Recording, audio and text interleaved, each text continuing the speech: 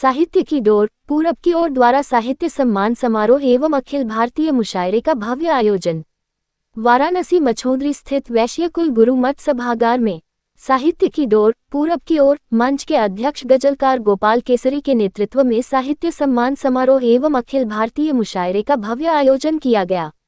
कार्यक्रम का शुभारंभ मां सरस्वती के चित्र पर माल्यार्पण एवं दीप प्रज्वलन के साथ किया गया। दीप प्रज्वलन में मुख्य अतिथि दीपक दबंग जी, विशिष्ट अतिथि भुलक्कड़ बनारसी जी के साथ ही संस्था के संरक्षक विनोद तलवार, राजू माहेश्वरी, दीपक दबंग, भुलक्कड़ बनारसी, अंजनी मिश्रा तथा विनय केशरी आदि उपस्थित रहे। संस्था द्वारा संरक्षक मंडल को साहित्य सेवा सम्मान तथा समस्त शायरों को प्रशस्ति पत्र एवं अंगवस्त्र से सम्मानित किया गया। कार्यक्रम की अध्यक्षता कंचन सिंह परिहार, प्रबंधक राजकीय पुस्तकालय ने की। न 1 गजलकार गोपाल केसरी ने अपनी रचना सुनाई। गली सड़क न बचा है कोई चौराहा, आखिर कहाँ हम वतन की बात करें, घर बगीचा न बचा गंगा घाट किनारा, बताओ कहाँ बैठा मन की बात करें। दर्शक दीर्घा तालियों की गड़गड़ाहट से गुंजायमान हो गया।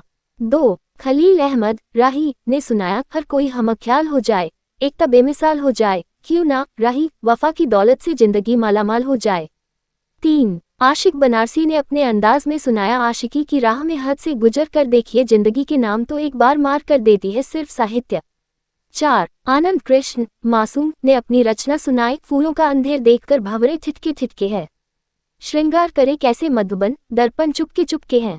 5 संतोष कुमार प्रीत ने सुनाया, जागी हुई आंखों से ख्वाब देख रहे हैं, जीवन में अपने इनकलाब देख रहे हैं। 6 राम जतन सज्जन याद बहुत करती है मैया, तड़प रही तुम बिन, लगता नहीं है दिल उसका और कटता नहीं है दिन। 7 परमहंस परम ने सुनाया, मुफलिसी के आंगन में ख्वाहिशें नहीं होती, चाहिए जहां पानी बारिशें नहीं होती। 8 दीपक दबंग ने सुनाया, पंडित मुल्ला हाजी काजी। 9 गिरीश पांडे काशिकेय ने अपनी रचना सुनाई, इश्क होता है या नहीं होता, रास्ता तीसरा नहीं होता, आदमी को बस आदमी समझा, आदमी देवता नहीं। 10 प्रख्यात कवयित्री डॉक्टर नसीमा निशा ने अपनी रचना सुनाई, देखो तो दीवार कहाँ है, दो धारी तलवार कहाँ है, गंगाजल जो चाय पी ले, मजहब पहरेदार कहाँ है। 11 कवयित्री करुणा सिंह ने अपनी रचना में सुनाया, लग गया वह जमाना, फूलों पे शबनम थे हम, अब बराबर हो गए हैं, पहले थोड़ा कम थे हम। कार्यक्रम का संचालन संस्था के अध्यक्ष गजलकार गोपाल केसरी एवं संतोष प्रीत जी ने व धन्यवाद ज्ञापन कोषाध्यक्ष सुनील कुमार चौरसिया, वरिष्ठ उपाध्यक्ष गिरीश कुमार पांडेय ने किया।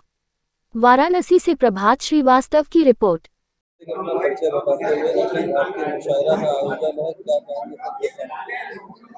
ये साहित्य की डोर पूरब की ओर एक साहित्यिक संस्था है, इसके संस्थापक गजलकार गोपाल केसरी जी हैं, उसके अध्यक्ष हैं, आप राष्ट्रीय अध्यक्ष हैं और मैं उसका उपाध्यक्ष, और हमारे बीच में संतोष प्रीत जी उसके महामंत्री हैं। इस संस्था का उद्देश्य साहित्य को जो है जन जन तक पहुंचाना है। आज साहित्य लोगों से दूर होता जा रहा है, साहित्यकार का काम समाज और जनता की बात को सरकार तक पहुंचाना है, लेकिन जब साहित्य ही मर जाएगा तो जनता की बात सरकार तक कहाँ से पहुंचेगी। तो इसी संदर्भ में ये मुशायरा, ये साहित्य आयोजन किया गया है और हम अपनी बात, जनता की बात सरकार तक कविता के माध्यम से, गजल के माध्यम से, शेर के माध्यम से पहुंचाने के लिए लगे हुए हैं निरंतर, और शहर में तमाम साहित्यिक गोष्ठियां इसी निमित्त होती हैं। अगर बात की जाए तो कहीं ना कहीं जो पहले के साहित्य में मार्मिक चीजें होती थी, वो वर्तमान के साहित्य में उसकी विलुप्तता देखी जाती है, क्या कारण है, क्या कारण है? देखिए, साहित्य क्या है कि कोई अस्थायी चीज नहीं है, देश काल समय के हिसाब से बदलता रहता है, जनता की जरूरत के हिसाब से बदलाव होता रहता है। जैसे इमरजेंसी में दुष्यंत कुमार का नाम सुने होंगे, दुष्यंत कुमार ने ही गजल को एक नया आयाम दे दिया, सड़क की गजल हो गई, जनता के दुख दर्द की गजल हो गई। पहले गजल में जो है शेरो शायरी में का मतलब होता था इश्क की बात करना, मुश्क की बात करना, जो है मैं शराब की बात करना, लेकिन अब वो गजल नहीं होती है, अब जनता के दुख दर्द की गजल होती है, क्योंकि आज वही आवश्यकता है, जनता की बात, जनता का दुख दर्द सरकार तक पहुंचे, इसलिए इसमें परिवर्तन हुआ है। साहित्य की डोर पूरब की ओर साहित्यिक संस्था अध्यक्ष गजलकार गोपाल केसरी। किस प्रकार का ये मुशायरे का कार्यक्रम? ये मुशायरे का प्रोग्राम रखा गया है साहित्य की, हाँ, सूरज की साहित्य की डोर पूरब की ओर जो रखा गया है, ये साहित्य की जानकारी बच्चों में बढ़े, इसके लिए प्रोग्राम मुशायरे के रूप में रखा गया है और बच्चों के गार्जियन को भी बुलाया गया है ताकि वो हमें हिंदी साहित्य से जुटें और साहित्य की जो भाषा है उसका प्रचार प्रसार हो और बच्चों को उसका अर्थ भी समझा सके। इसी प्रयोजन से एक मुशायरे का रूप देके ये प्रोग्राम को ऑर्गेनाइज किया गया है।